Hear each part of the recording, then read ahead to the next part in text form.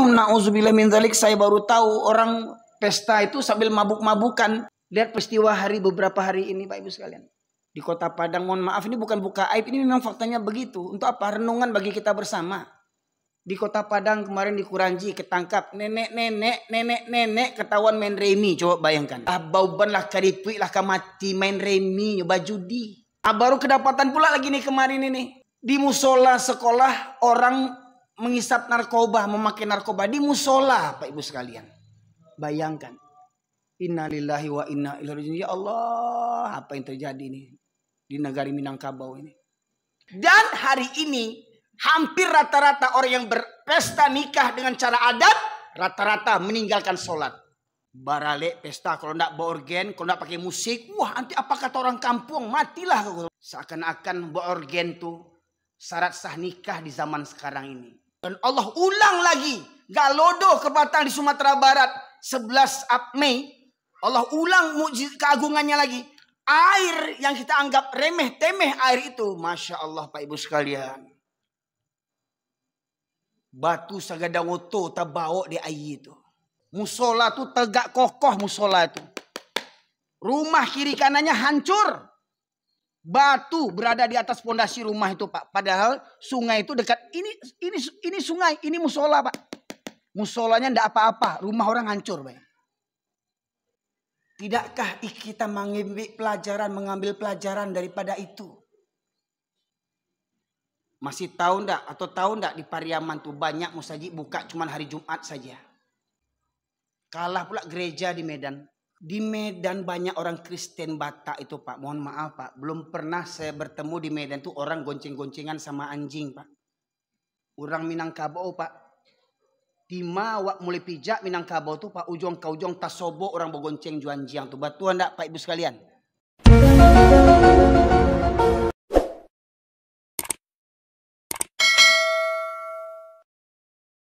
Bismillahirrahmanirrahim. Assalamualaikum warahmatullahi wabarakatuh.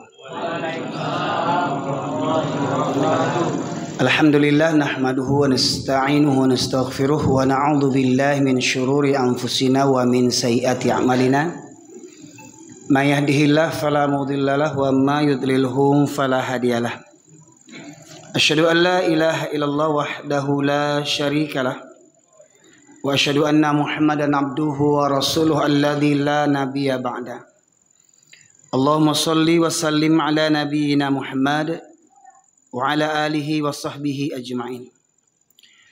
Qala Allah Ta'ala fil Qur'anil Karim, a'udzu billahi minasyaitonir rajim. Ya ayyuhalladzina amanu taqullaha haqqa tuqatih wa la tamutunna illa wa antum muslimun. Amma ba'du masyaallah muslimin, Bapak Ibu sekalian, sidang jamaah Masjid Jami'atuz Zahidin. Alhamdulillah Allah pertemukan kita di masjid ini. Mudah-mudahan pertemuan kita ini pertemuan yang diridhoi dan dirahmati Allah Subhanahu wa taala. Semoga kiranya langkah kaki yang kita hayunkan ke masjid ini sembari kita melaksanakan salat maghrib berjamaah memakmurkan masjid Allah, sekaligus kita bertafakuh fiddin, memperdalam bekal agama kita menuju kampung halaman abadi di surganya Allah Subhanahu wa taala. Salawat dan salam kita aturkan kepada junjungan kita Nabi besar Muhammad sallallahu alaihi wasallam yang dengan diutusnya beliau menjadi rahmat bagi seluruh sekalian alam.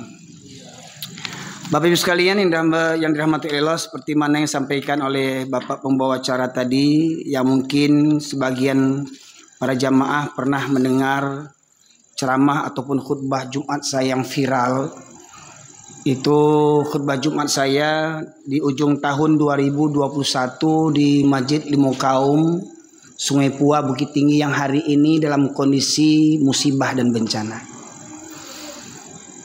Bapak Ibu sekalian rahmatullah, mungkin juga dalam ceramah saya ketika peringatan HUT KNPI di Batu Sangka di masjid juga kalau tidak salah Limaukaum juga, masjid tuanya di situ, Masjid Raya Limaukaum. Ya, saya sampaikan di sana, kalau dulu orang mengatakan orang Minang pasti Islam, saya katakan Pak, itu dulu Pak, itu dulu. Orang Minang pasti Islam itu dulu. Kok kini lah banyak orang Minang, bahkan seperti mana yang kita dapatkan informasi, silakan nanti dicari informasi dari Majelis Ulama Indonesia di tahun 2005 sudah kurang lebih 30 pendeta asli Minangkabau. Itu pendetanya Pak di tahun 2005 ya. Kemudian kondisi hari ini mungkin bapak-bapak yang aslinya Minangkabau, yang saya sendiri lahir besar di Medan, setelah gempa 2009 baru tinggal di Minangkabau, di Pariaman tepatnya, kampung kelahiran kedua orang tua saya. Orang tua saya, ayah kampungnya di Tanjung Sabar, Pariaman Utara, ibu di Ampalu juga Pariaman Utara, kedua-duanya di negeri Kenagarian Mangguang, Bapak Ibu sekalian, Pariaman Kota. Mohon maaf kalau ada yang kurang berkenan. Banyak memang komentar di YouTube, Ustaz jangan buruk-burukkan kampung awak, jangan dandam bana Ustaz orang kampung. Tidak dandam Pak Ibu sekalian. Saya ingin menjelaskan yang fakta sebenarnya lai masih Islam di Minangkabau itu. Ya. Contoh misalkan ambo lahir gedang di Medan Pak Ibu sekalian, tidak pernah saya diganggu untuk tidur istirahat malam sampai menjelang subuh. Dan itu kejadian di kampung saya Pariaman. Orang barale, orang patang mukuih, orang borgen sampai menjelang subuh. Mengaji-ngaji orang di surau, di masjid, baru berhenti organ tunggalnya. Itu organ tunggal apa itu Pak Ibu sekalian? Kok di kota-kota di Medan dulu, mungkin di Jakarta, Allah alam semoga tidak ada di Pekanbaru ini, banyak diskotik.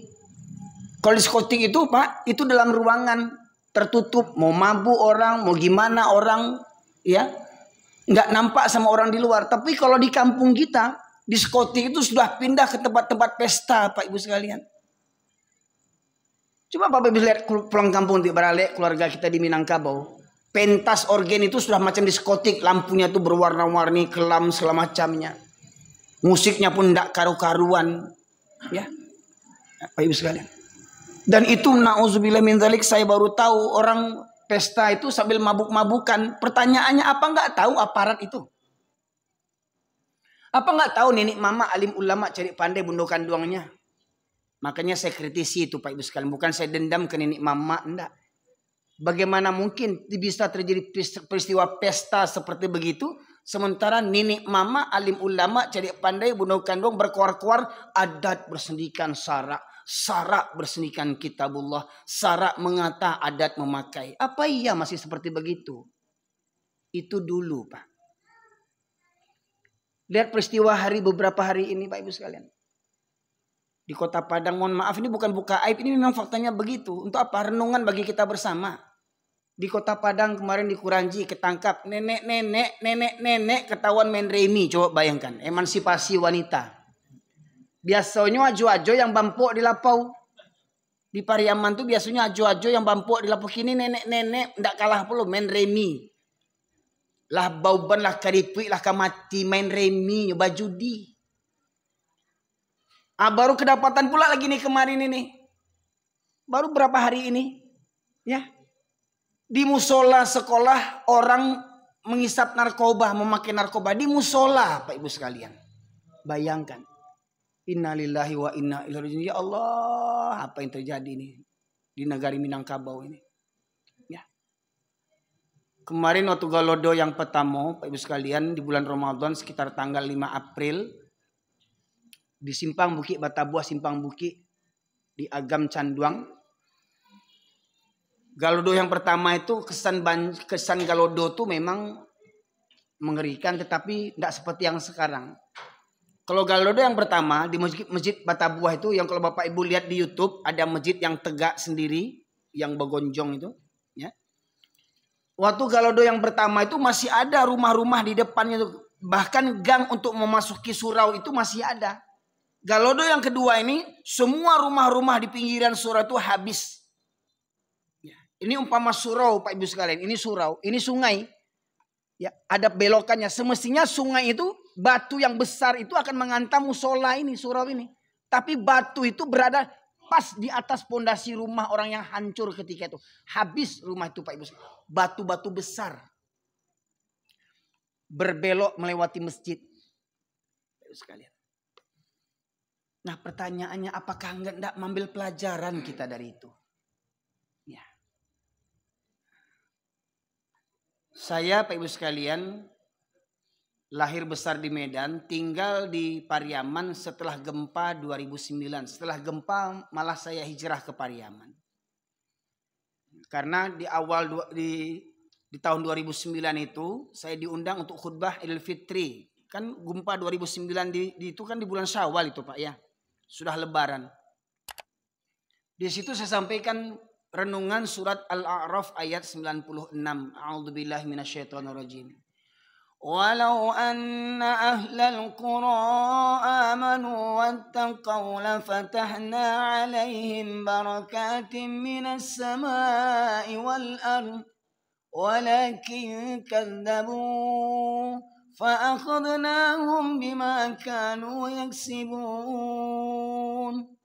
Allah berfirman yang artinya kalau sekiranya penduduk negeri beriman dan bertakwa dengan iman dan takwa yang benar.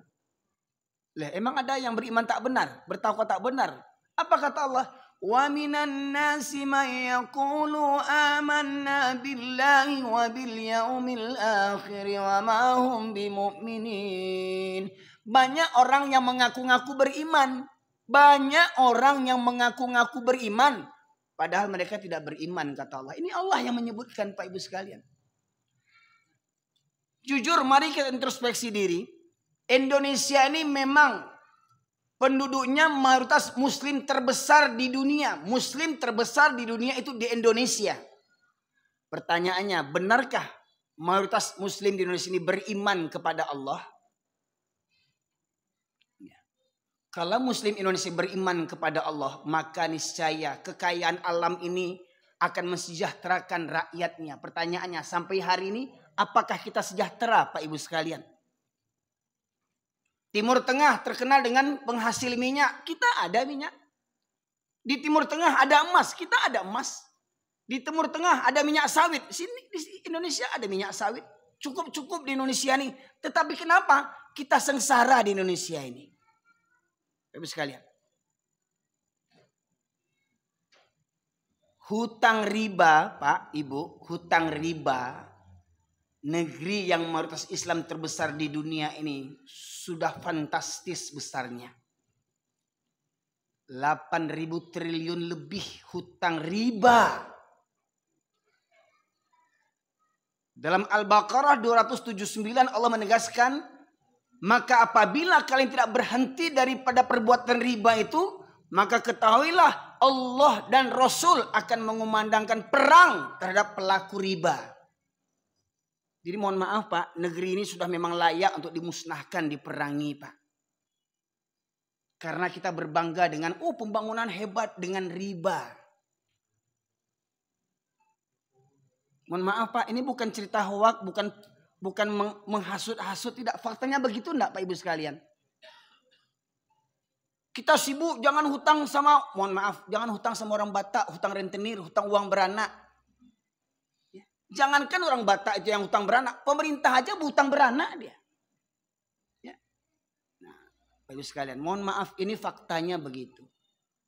Nah, masyaallah muslimin yang dirahmati oleh Allah, kalau penduduk negeri ini beriman dan bertakwa kepada Allah, maka Allah bukakan pintu berkah dari langit dan bumi kata Allah. Tapi penduduk negeri ini mendustakan ayat-ayatku kata Allah, maka ku hancurkan negeri mereka dikarenakan ulah perbuatan mereka sendiri. Jadi Pak, Ibu, mohon maaf, kalau ada yang berkoar-koar NKRI harga mati. NKRI harga mati. Tidak akan berubah-ubah lagi. Ayat konstitusi lebih mulia dibandingkan ayat suci. Hah? Saya katakan demi Allah NKRI pasti mati. Apabila mayoritas muslim NKRI tidak bertaubat nasional kepada Allah. Karena selama ini kita meninggalkan syariat Allah Subhanahu wa ta'ala. Sidang jamaah yang dirahmati oleh Allah. Perkara yang paling utama dalam kehidupan kita ini dan paling berat ujiannya Pak. Bukan ujian tentang sholat, puasa, zakat, haji, dan umroh. Alhamdulillah kalau sholat orang Islam ini di Indonesia ini banyak yang sholat. Walau ada yang sholat seminggu sekali. Kata Buya Hamka, kalau kalian ingin melihat orang Islam, lihat waktu hari Jumat. Atau lihat waktu sholat hari raya. Orang Islam akan keluar. Orang Islam yang penjudi keluar. Orang Islam yang suka zina keluar. Orang Islam yang suka korupsi keluar. Orang Islam yang suka membunuh nyawa orang tanpa ada harganya akan keluar. Orang Islam yang benci dengan syariat Islam akan keluar. Tapi kata Buya Hamka, kalau ingin melihat orang yang beriman, lihat waktu sholat subuh. Siapa yang istiqamah menjaga sholat subuhnya, istiqomah dia, ya, maka itulah orang-orang yang beriman. Karena apa? Karena sholat subuh itu sangat berat bagi orang munafik, Bapak Ibu sekalian. Dua sholat yang berat bagi orang munafik, kata Rasulullah, ada sholat isya dan sholat subuh berjamaah. Maka masyarakat muslimin rahmatullahi alaihi Allah, perkara yang paling utama dalam kehidupan kita ini bukan mempelajari sholat terlebih dahulu. Mohon maaf, ada orang mengajak, mari Pak sholat, mari puasa, mari zakat, mari haji, mari umroh, mari berjanggut, mari berjubah. Bukan itu yang utama, Pak. Yang paling utama Allah tegaskan dalam surat An-Nahl, surat ke-16 ayat 36, Allah berfirman, A'udzubillahi minasyaitonirrajim. Bismillahirrahmanirrahim. Wa laqad ba'atsna fi kulli ummatin rasulan an i'budullaha wajtanibut taghut. Dan sungguh kami utus untuk setiap nabi, untuk setiap umat itu kami utus para nabi. Yang semua nabi itu, ribuan jumlah nabi itu, satu misi dakwahnya, yaitu mengesahkan Allah, mentauhidkan Allah, ijtanibut taghut. Ubudullah wajtanibut taghut. Beriman kepada Allah dan menjauhi taghut, mengingkari taghut, seperti mana firman Allah Al-Baqarah 256, "Famay yakfur bit taghut wa yu'min billah faqad istamsaka bil uratil wuthqa lam fisama laha wallahu samiun alim." Konsep hidup yang paling utama, sembahlah Allah dan jauhilah taghut. Bapak sekalian, kenapa dalam ayat itu Allah sandingkan namanya Allah dengan taghut tandingannya? Mananya apa? Manusia di dunia ini kalau tidak beribadah kepada Allah pasti beribadah kepada taghut. Kalau dia taat kepada taghut berarti dia tidak bertuhankan kepada Allah Subhanahu wa taala. Dan itu tidak bisa dicampur adukkan. Satu sisi beriman kepada Allah, satu sisi beriman kepada taghut, tak bisa dicampurkan. Karena hakikat kalimat tauhid la ilaha illallah itu didahului oleh harfun nafyun dalam kaidah bahasa Arab. Hurfun la, lam alif, la, yang maknanya untuk menafikan, untuk meniadakan, untuk menjauhkan, untuk mengingkari, bahkan untuk mengkufuri. Apa yang diingkari? Ilaha, berbagai ilah, Tuhan sembahan selain daripada Allah.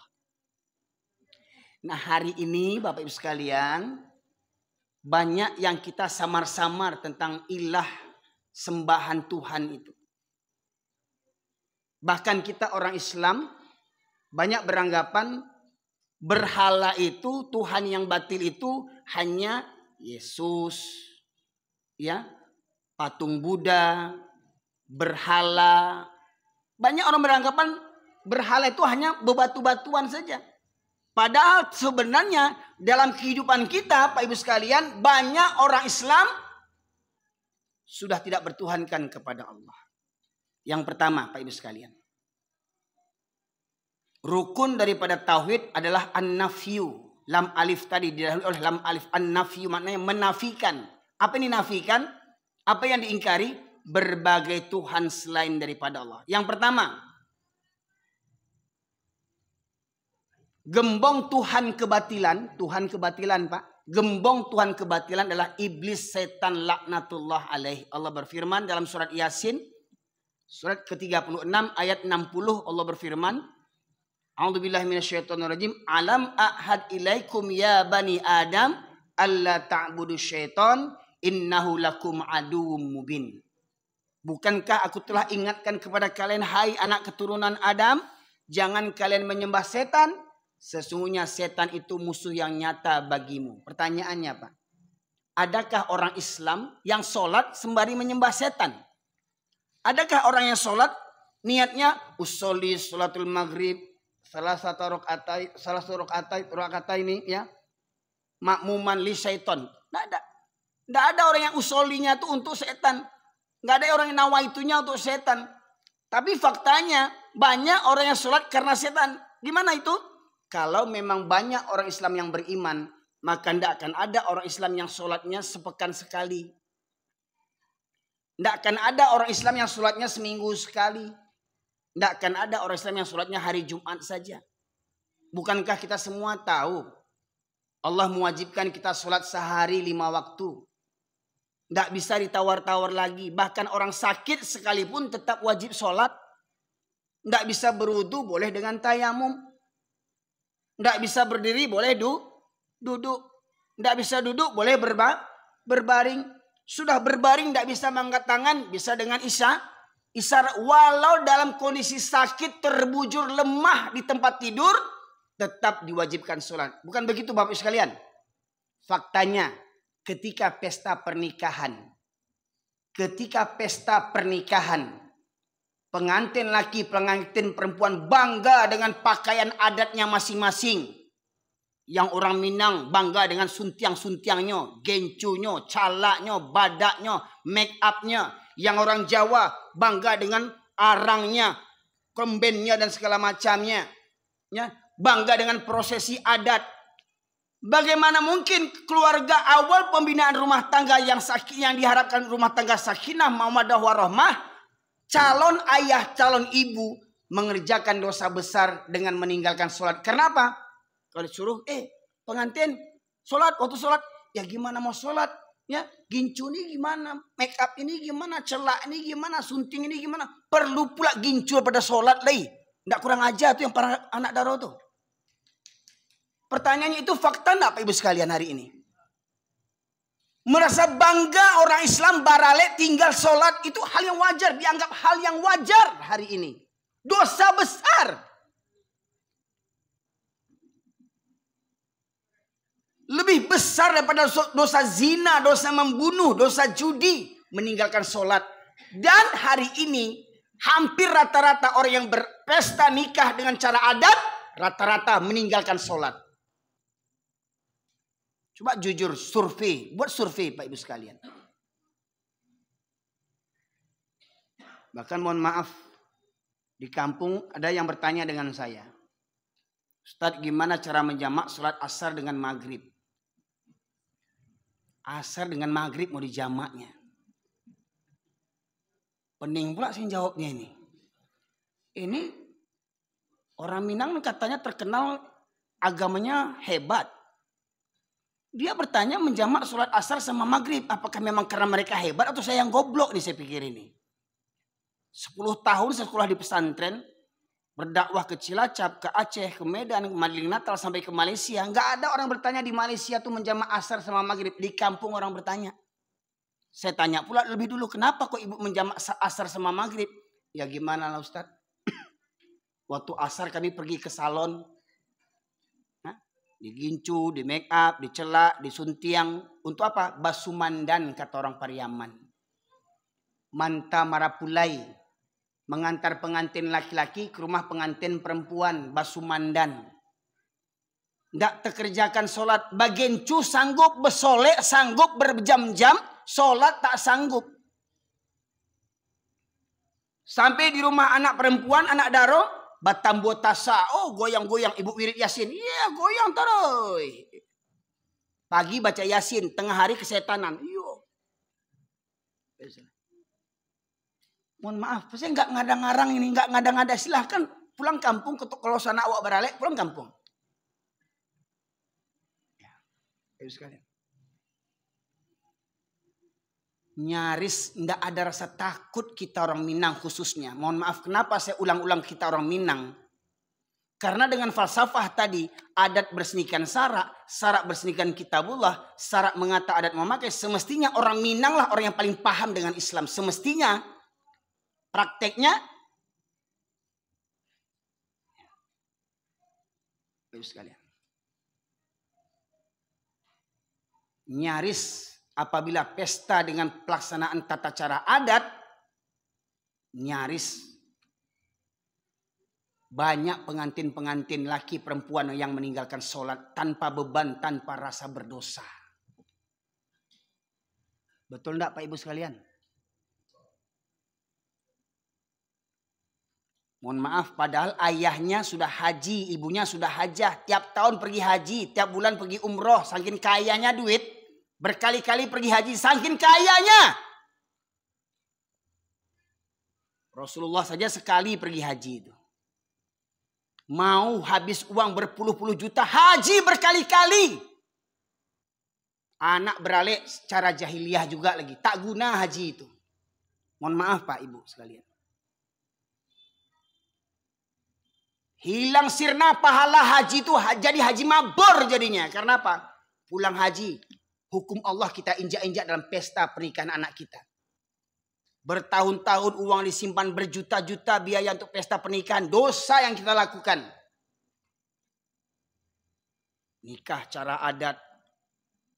Baralek pesta kalau tidak bawa organ, kalau tidak pakai musik. Wah nanti apa kata orang kampung? Matilah kalau orang kampung tuh. Sagana wak, cek orang kampung kau bangsai banawa. Sepi pesta, seperti orang takziah. Seakan-akan bawa organ tuh syarat sah nikah di zaman sekarang ini. Coba pilih, coba mohon maaf ini. Di antara jamaah, siapa yang pesta anaknya tidak pakai organ coba.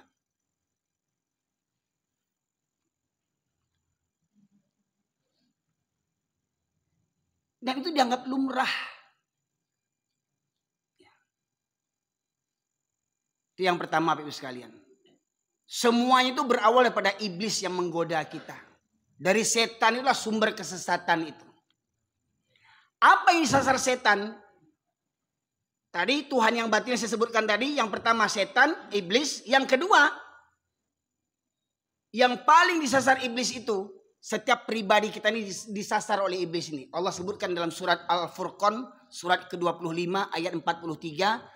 Ara'aita manittakhadha ilahahu hawahu.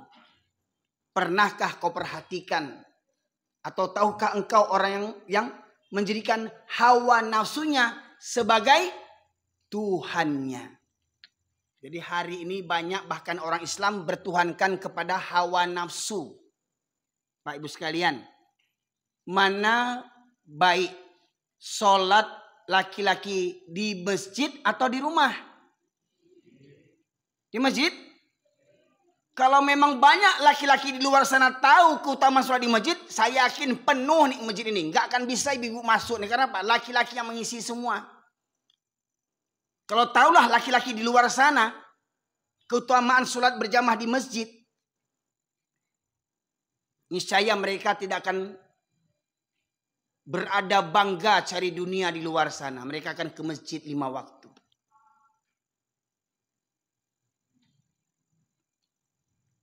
Untuk sholat subuh saja Bapak Ibu sekalian, Rasulullah tegaskan, rakaataini minal fajri khairum minad dunya wa ma fiha.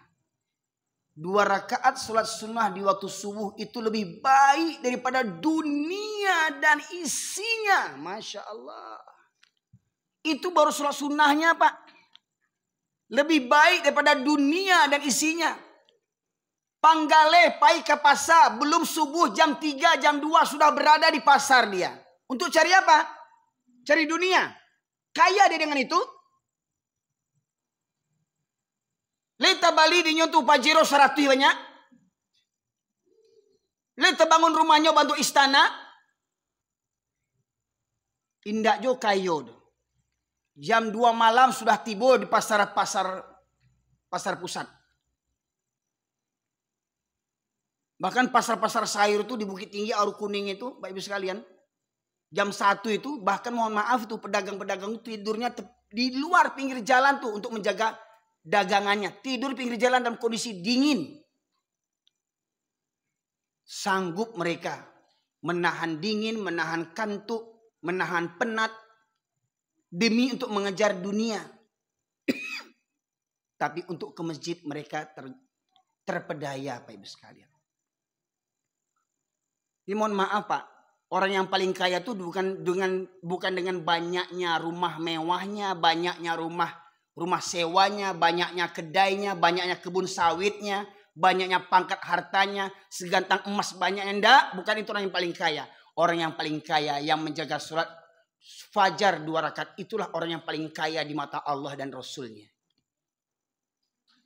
Mohon maaf Pak Ibu, kalau Bapak Ibu kaya di Pekanbaru nih, orang paling kaya Pak Ibu sekalian, Pajero Ibu 100 banyaknya. Hah? Belum apa-apa dibandingkan Korun. Belum apa-apa dibandingkan Korun. Oh, kalau Bapak pangkatnya tinggi, jabatannya tinggi di Pekanbaru ini, belum apa-apa dibandingkan Fir'aun. Oh, Bapak bangga dengan pegawai negerinya, belum apa-apa dibandingkan Haman, menterinya Fir'aun. Jadi jangan bangga kita. Karena konsep hidup kita, inna sholati wa nusuki wa mahyaya wa mamati lillahi rabbil alamin. Salatku, ibadahku, hidup dan matiku hanya untuk Allah. Jadi hidup mati kita bukan untuk anak istri. Hidup mati kita bukan untuk ayah ibu kita. Hidup mati kita bukan untuk negara kita. Hidup mati kita untuk Allah.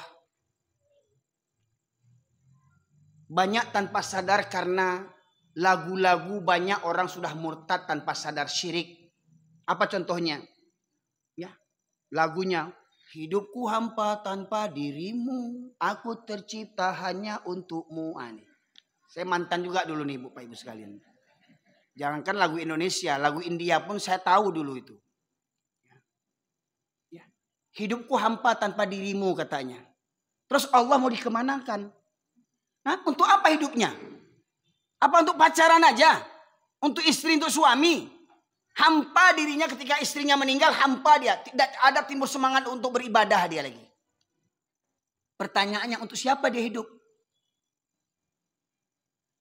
Putus cinta, bunuh diri. Untuk kemarin tuh di Pariaman. Aku mohon maaf anak orang Pariaman gua. Ada guru padusi Pariaman bunuh diri karena apa? Karena calon suaminya yang kononnya polisi ya minta syarat orang tuanya bajapui 500 juta. Apa jahanya itu 500 juta bajapui? Ame si doangnya. 500 juta bajapuinya. Karena dangkalnya iman, stres seakan-akan tidak ada laki-laki lain, padahal saya masih ada ketika itu tuh. Padahal istri saya baru 1 padahal. Ya kan? Mau dia bunuh diri gara-gara itu. Kan goblok itu, orang Minang tuh. Seakan-akan gak ada laki-laki lain. Hidupku hampa tanpa dirimu. Aku tercipta hanya untukmu. Terus firman Allah, wa ma khalaqtul jinna wal insa illa liya'budun. Dan tidak aku ciptakan jin dan manusia kecuali untuk beribadah kepada aku, kata Allah. Dia penyanyi gila itu, aku tercipta hanya untukmu. Coba bayangkan betapa syiriknya lagu itu. Tanpa sadar Pak Ibu sekalian, murtad tanpa sadar mereka itu. Hidupnya tercipta hanya untuk pacarnya saja katanya. Makanya tidak heran hari ini orang untuk cari dunia. Gunung kan kudaki, lautan ku seberangi, surau terlewati.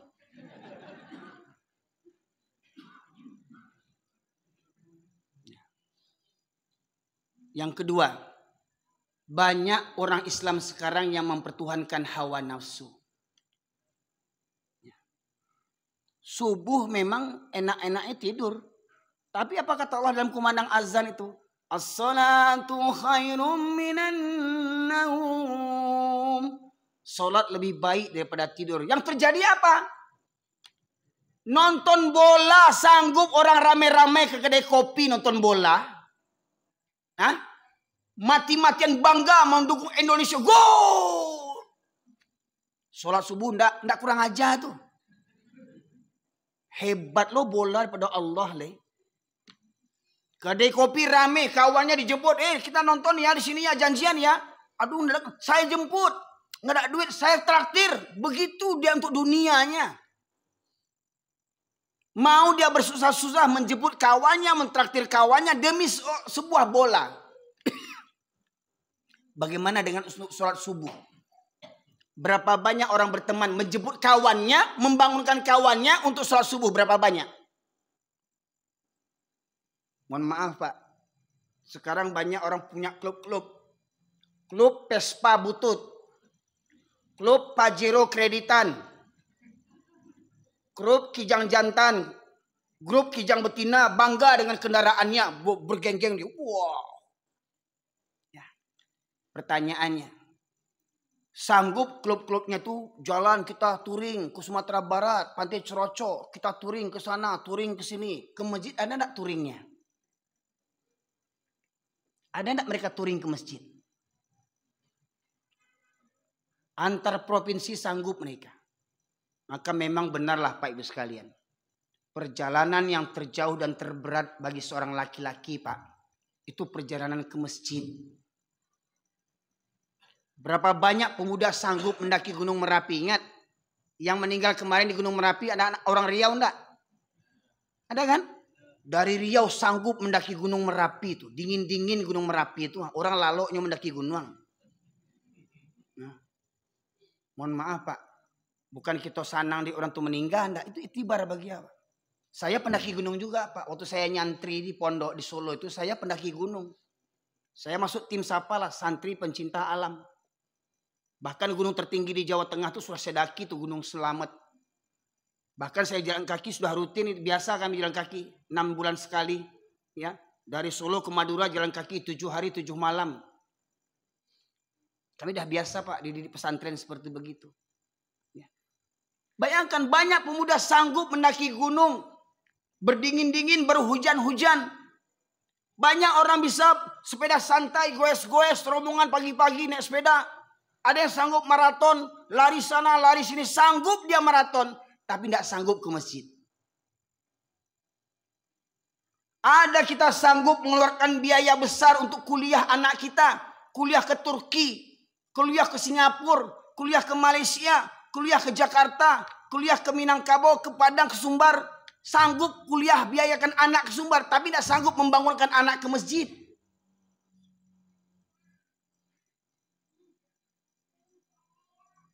Sanggup kita pergi wisata sekeluarga, nyewa mobil wisata. Atau kalau naik mobil kita, semuanya berangkat. Kakek, nenek, pembantu, bahkan anjingnya dibawa sekalian. Untuk wisata. Tapi untuk ke masjid, ada enggak sekeluarga kita berangkat ke masjid? Nah, coba bayangkan. Harta yang Allah amanahkan itu mobil Pajero, mobil Alphard itu coba dipakai setiap saat parkir di masjid di waktu subuh. Masya Allah. Bapak Ibu sekalian. Apa tidak menjadi kendaraan sampai ke surga itu? Jadi hari ini banyak orang Islam ya, yang mempertuhankan hawa nafsunya. Lebih senang sholat di rumah dibandingkan sholat di masjid. Padahal di antara hadis-hadis yang Rasulullah sebutkan, sebaik-baik sholat laki-laki itu yang fardu di masjid. Sebaik-baik sholat yang fardu bagi wanita itu di rumah. Tetapi apabila wanita meminta izin kepada para suaminya, pada ayahnya, untuk sholat di masjid, kata Rasulullah jangan dihalangi wanita ke masjid. Asalkan wanita itu terhindar pada fitnah. Ya. Jadi kalau ada suami-suami ibu yang rajin sholat tapi di rumah, itu namanya suami solehah namanya itu. Takicuh di nantarang ibu kata orang Minang itu. Suami solehah. Ada laki-laki rajin sholat tapi di rumah laki-laki solehah. Oh suaminya kekar, suaminya kuat, bisa lari maraton, bisa mengangkat beban, bisa mengangkat barbel. Tapi mengangkat kelopak matanya waktu subuh tidak taloknya mengangkat baraton mato tuh bare itu kan. Hah? Baraton kok. Mohon maaf Pak Ibu, kadang kita lihat di pasar-pasar itu kuli panggul yang bawa panggul barang-barang itu. Ibu mencari, kasihan kita melihatnya itu. Saya mungkin nggak sanggup mengangkat berat yang seperti begitu. Tapi malangnya mereka sanggup mengangkat beban seberat itu, tapi tak sanggup mengangkatkan kelopak matanya, mengangkatkan kakinya, melangkah ke masjid di waktu subuh. Untuk mengajar apa? Keutamaan dunia dan isinya, Pak Ibu sekalian. Orang sanggup pergi ke kantor, hujan-hujan. Orang sanggup pergi ke pasar. Mohon maaf Pak. Mohon maaf Pak Ibu sekalian. Contoh ini. Ada kuli bangunan. Dapat proyek renovasi masjid. Ya. Ketika masuk waktu sholat, apa kata mandornya? Hei, berhenti kerja, jangan ribut. Orang sholat. Orang sholat. Kulinya nggak sholat karena dia bukan orang. Loh, batu saat kasabana, dah mulai kasar kaji Ustaz kau ya. Loh, firman Allah berbunyi, a'udzubillahi minasyaitonirrajim. Surat Al-A'raf 179. Walaqad dzara'na li jahannam katsiran minal jinni wal ins lahum qulubun la yafqahuna biha wa lahum a'yunun la yubsiruna biha ولهم آذان لا يسمعون بها أولئك كالأنعام بل هم أضل أولئك هم الغافلون. Dan sungguh akan kami penuhkan neraka jahanam, kata Allah, banyak dari kalangan jin dan manusia. Mereka yang punya hati tetapi tidak digunakan untuk merenungkan ayat-ayat Allah. Mereka punya hati, tidak ada rasa takut kepada Allah. Mereka punya hati, tidak ada takut karena pesta, jadi anak daro, jadi marapulai, tinggal sholat. Tidak ada takutnya meninggalkan sholat. Mereka punya hati, tidak takut sholat seminggu sekali. Punya hati, tidak ada takut kepada Allah Subhanahu Wa Taala. Walau ayunul la yusiruna biha, mereka punya mata, tetapi tidak digunakan untuk melihat tanda-tanda kebesaran Allah. Tsunami, gempa di Aceh 2004. Hancur negeri pinggiran laut Aceh. Rumah orang kaya hancur, apalagi gubuk derita. Restoran hancur, apalagi Lapo Tua. Hancur semua. Apa yang masih berdiri? Masjid. Dan Allah ulang lagi. Galodo Kebatang di Sumatera Barat 11 Mei. Allah ulang keagungannya lagi. Air yang kita anggap remeh temeh air itu, Masya Allah Pak Ibu sekalian. Batu sagadang oto tabao di air itu.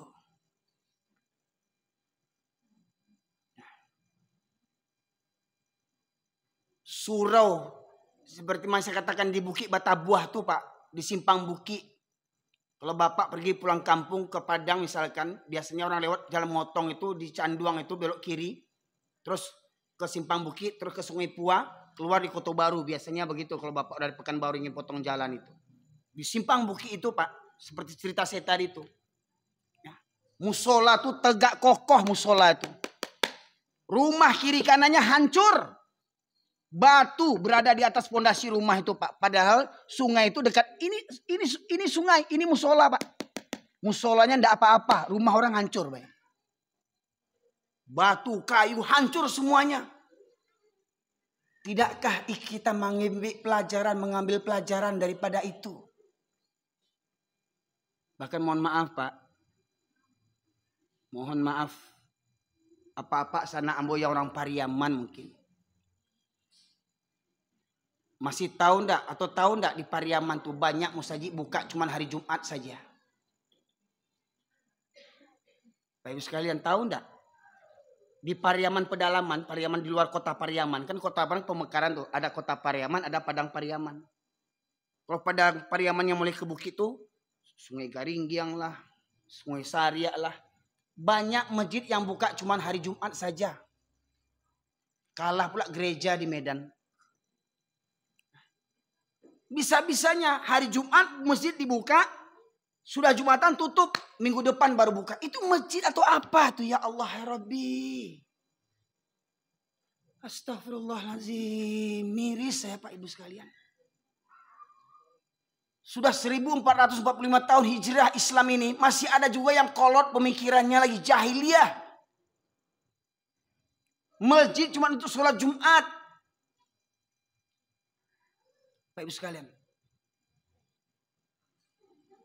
Lagi Pak, mohon maaf Pak. Saya lahir besar di Medan Pak Ibu sekalian. Banyak di Medan itu yang mewarnai Medan itu orang-orang Batak Kristen. Kata orang kalau Medan itu banyak Batak. Padahal orang Minang banyak situ, Wajo-Wajo Sukaramai banyak situ tuh. Ayah ambo diantaranya AS tuh, Ajo Sukaramai. Toke sepatu. Ya. Merek sepatu AS, bukan Amerika Serikat, Ajo Sukaramai. Ayah ambo tukang sepatu di Medan dulu. Ya. Kakak ayah ambo dulu buka nasi dekat rumah di Pasar Pusat, dekat masjid Jalan Haji Agus Saleh itu, masjid apa yang besar itu di pasar itu? Hah? Bukan, ada Aisat, masjid Al-Irsad. Mande hambo kalau dikenal orang Etek Sinur namanya. Etek Nuraini. Ya, Bapak sekalian. Di Medan banyak orang Kristen Batak itu Pak. Mohon maaf Pak, belum pernah saya bertemu di Medan tuh orang gonceng-goncengan sama anjing Pak. Betul kan?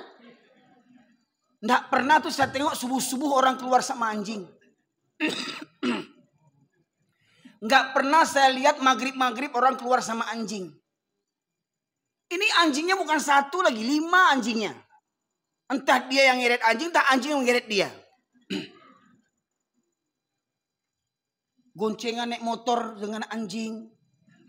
Naik mobil semobil sama anjing. Sampai nggak tahu mana yang orang, mana yang anjing. Hampir sama aja perangainya. Di Medan sejak saya lahir sampai berjenggot ini Pak, nggak ketemu saya di Medan itu. Tapi mohon maaf Pak, orang Minangkabau Pak, di wak mulai pijak Minangkabau tuh Pak, ujung ke ujung tasobo orang bergonceng juanjiang tuh. Batuan enggak Pak Ibu sekalian? Oh kalau ada di Pekanbaru orang keluar juanjiang, pasti orang Minang tuh. Betul enggak Mohon maaf, jangan berang orang Minang, survei silakan. Kalau ada di Pekanbaru orang keluar sama anjing itu, digoncengnya anjing, dibawanya mobil dengan auto estradanya tuh, pasti orang Minang. Coba. Bapak pergi ke Jambi, ketemu sama orang goncengan soto anjing, pasti orang Minang. Bapak ketemu orang di Bengkulu, goncengan sama anjing, pasti orang Minang. Hebatnya di Medan gak ada yang begitu. Masuk perbatasan Sumatera Utara dan Sumatera Barat, Rau Panti dengan batang mais di Kota Nopan sudah nggak ada orang goncengan sama anjing.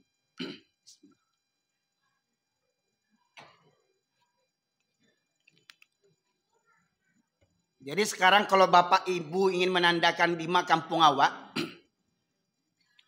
ketika Bapak Ibu dari Pekanbaru naik mobil, kalau dulu saya kecil-kecil ke Pekanbaru naik Cindur Mato dulu dari Pariaman. Cindur Mato, ya, naik Sinariau, naik Merah Sari, ya, Gagak Hitam dulu kan Pak ya, di Jalan Nangka lo kan rami lo kan, ketek-ketek ambo dulu, ambo ketek-ketek acok ke Pekanbaru. Kakak ambo pernah tinggal di Tampan, kini tinggal di Perawang, kini kakak adik ambo di Riau banyak, ambo seorang di kampung ini. Kakak ambo 2 orang di Pakalan Kerinci, 1 di Pekanbaru, 1 di Perawang, ya, Ibu sekalian. Jadi kalau Bapak Ibu dari Pekanbaru pulang kampung ke Sumbar, di perjalanan Bapak Ibu ketiduran, ya, pas ketiduran, ya, ini saya ceritakan dari Medan, dari Padang dulu lah. Ya. Misalkan dari Padang mau ke Medan, naik bis ALS, nah, favoritnya bis ALS itu. Saya dulu pondok pesantren ke Solo Pak Ibu sekalian dari Medan, naik ALS 3 hari 3 malam itu. Dari Padang ke Medan naik bis ALS, di perjalanan ketiduran. Sedang asik tidur, kursi itu goyang-goyang.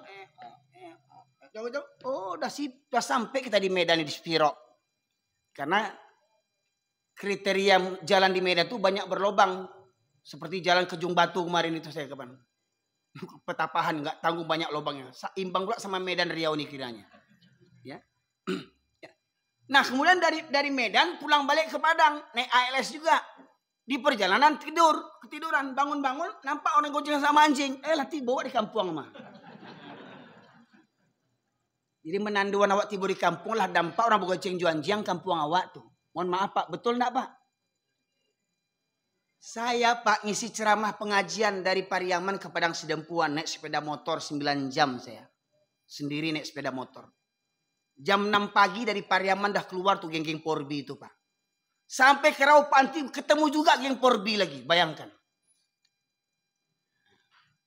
Mohon maaf kalau yang nonton di YouTube ini ada orang Porbi, jangan marah sama saya, taubat nasuha. Jangan marah sama saya. Buka pintu hati, buka akal fikiran. Le mengaku orang Minang, orang Islam awak. Bapak paluak juanjiang, membasuh muncul juanjiang, menyuakan anjiang. Ya Allah Rabbi, belajar agama orang Minang. Gelas kita ini dijilat sama anjing, nggak cukup dengan sunlight membersihkannya. Itu gelas dijilat sama anjing, nggak cukup dengan sunlight membersihkannya. Dengan apa cara membersihkannya? Dengan tanah 7 kali. Baru dibersih dengan air sabun. Itu kalau gelas. Ini mohon maaf. Goncengan sama anjing di tengah-tengah nih. Di depan ada anjing 3. Pakai Scoopy. Ya? Di tengah-tengah yang belakang goncengan anjing 2. Anjing lihat kiri kanan. Lidahnya julu-julu. Apa nak muncrat tuh ludahnya tuh?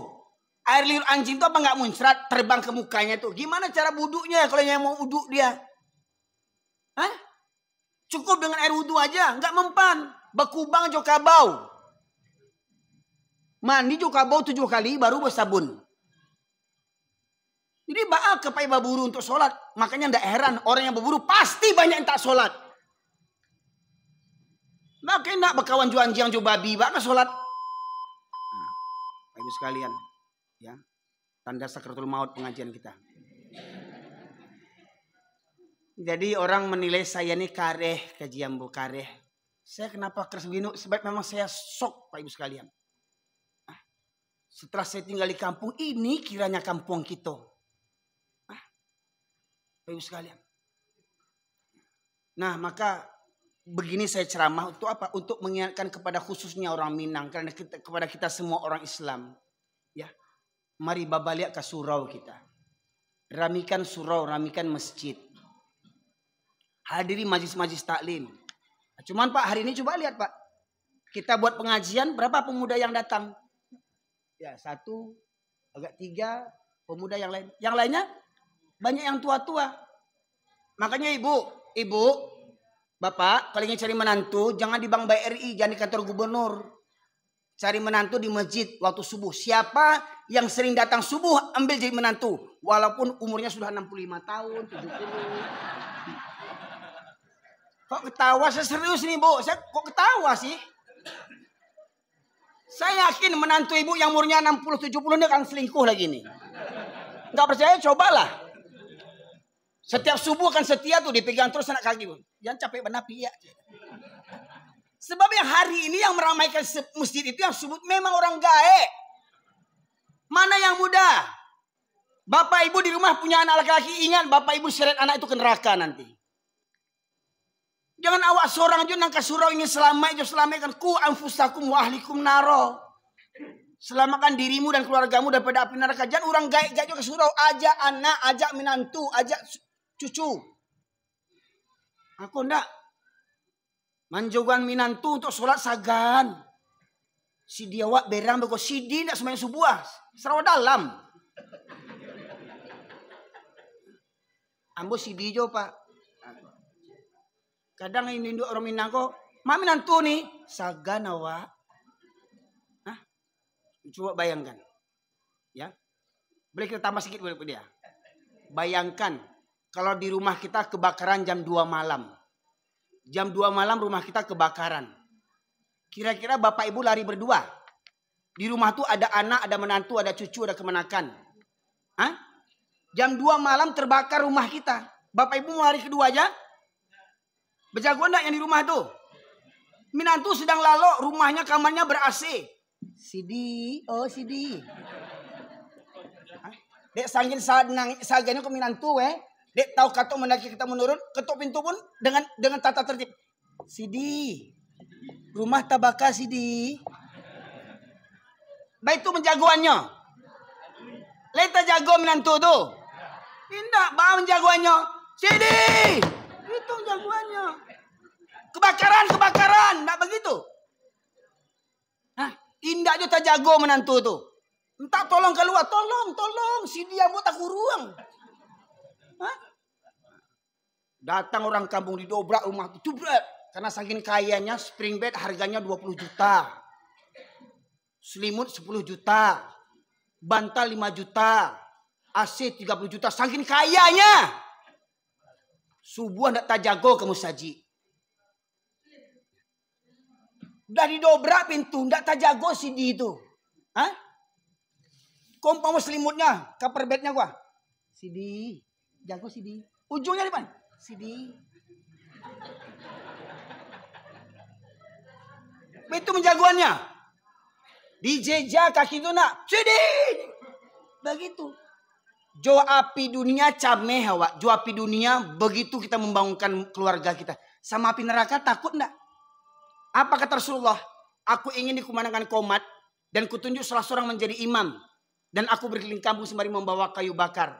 Apabila aku dapati ada laki-laki yang masih berada di rumah, sementara qomat sudah dikumandangkan, maka akan aku bakar rumah mereka, kata Rasulullah. Jadi kalau rumah kita di waktu sholat 5 waktu masih ada laki-laki sehat di rumah itu layak dimusnahkan. Baik sekalian. Pertanyaannya, apa kita rela rumah kita dimusnahkan Allah dan Rasulnya? Ya. Maka mari Bapak sekalian, bayoyo banyinyir kita mengingatkan diri dan keluarga kita agar senantiasa menjaga ketaatan kepada Allah Subhanahu wa taala. Jadi kalau kita ingin keluarga kita orang yang beriman, ingat orang yang beriman kata Buya Hamka akan ada di masjid setiap subuh. Maka orang beriman akan ke masjid. Innama ya'muru masajidallah man amana billahi wal yaumil akhir. Hanya orang yang beriman sajalah yang memakmurkan masjid. Nah, Ibu sekalian, kiranya kita cukupkan sekian, Pak ya. Biasanya begitu ya. Selesai ya kajian ya. Baik, semoga bermanfaat Ibu sekalian. Sambung. Oh, sambung sekete. Ya. Nah, baiklah. Kalau ingin disambung silakan nanti kita sambung beberapa menit ya. Nah, kita sholat dulu, nanti kita lanjuti. Untuk sementara, Assalamualaikum warahmatullahi wabarakatuh.